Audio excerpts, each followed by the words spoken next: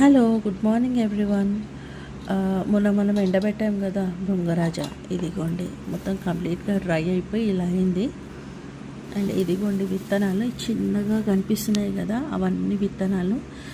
ఇంకా విత్తనాలు నేను చాలా స్టోర్ చేసి పెట్టుకున్నాను బాక్స్లో. ఏంటంటే నాకు వర్షాకాలంలో ఇంకా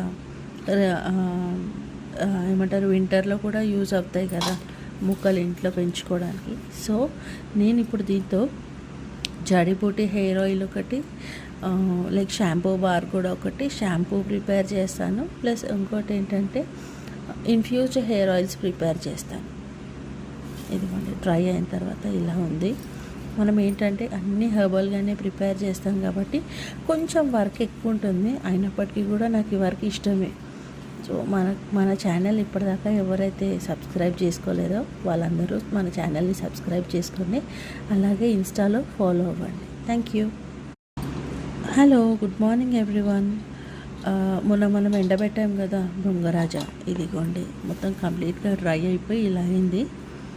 అండ్ ఇదిగోండి విత్తనాలు చిన్నగా కనిపిస్తున్నాయి కదా, అవన్నీ విత్తనాలు. ఇంకా విత్తనాలు నేను చాలా స్టోర్ చేసి పెట్టుకున్నాను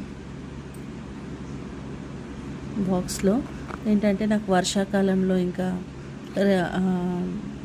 ఏమంటారు వింటర్లో కూడా యూజ్ అవుతాయి కదా ముక్కలు ఇంట్లో పెంచుకోవడానికి. సో నేను ఇప్పుడు దీంతో జడీబూటీ హెయిర్ ఆయిల్ ఒకటి, లైక్ షాంపూ బార్ కూడా ఒకటి, షాంపూ ప్రిపేర్ చేస్తాను. ప్లస్ ఇంకోటి ఏంటంటే ఇన్ఫ్యూజ్డ్ హెయిర్ ఆయిల్స్ ప్రిపేర్ చేస్తాను.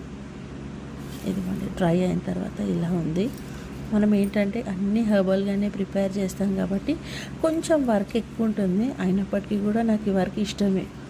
సో మన ఛానల్ ఇప్పటిదాకా ఎవరైతే సబ్స్క్రైబ్ చేసుకోలేదో వాళ్ళందరూ మన ఛానల్ని సబ్స్క్రైబ్ చేసుకోండి, అలాగే ఇన్స్టాలో ఫాలో అవ్వండి. Thank you.